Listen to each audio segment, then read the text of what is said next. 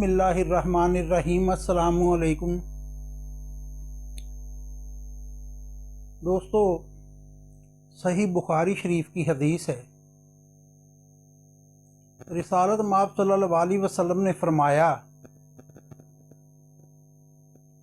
कि रूहें लश्करों की सूरत में थी, झुंड के झुंड थे इनके, और वहाँ जिन्हें एक दूसरे से मोहब्बत थी, पहचानते थे, वो इस दुनिया में भी एक दूसरे से मोहब्बत करते हैं।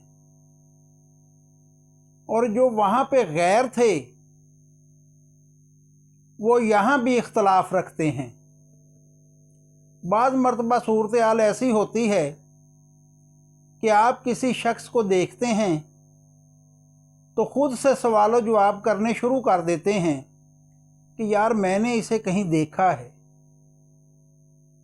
बारहा जहन पे ज़ोर देने के बावजूद आपको वो वक्त याद नहीं आता कि मैंने इसको कहाँ देखा है।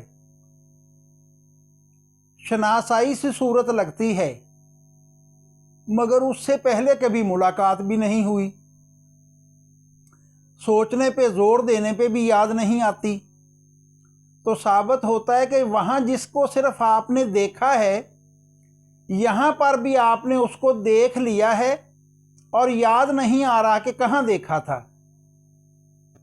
बाज़ शोरा ने तो गीतों में भी इस हदीस के हवाले से वहाँ की मुलाकातों का इजहार किया।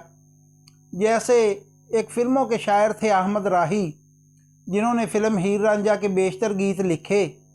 तो उसमें लिखा कि वंजली दी तान विच रूह मेरी बोल दी, अज़लां दे कज्जे होए भेत पई खोल दी।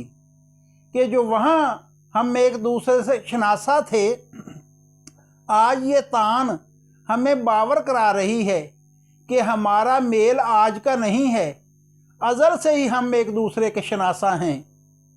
और ऐसी बेशुमार हैं कि जिन जिन से आपकी वहाँ मुलाकात हो चुकी है, उनसे नाता बना है। बाज़ मर्तबा ऐसे शख्स जिनसे आपकी ख़ास प्रीत जुड़ जाती है, मगर उसके जब आप देखते हैं कि जब वो आपसे पहले दिन मिले थे तो कैसे कैसे वसाइल से आप तक पहुँचे थे, और बाद में ऐसे शनासा हुए कि रगे जां के करीब ठहरे।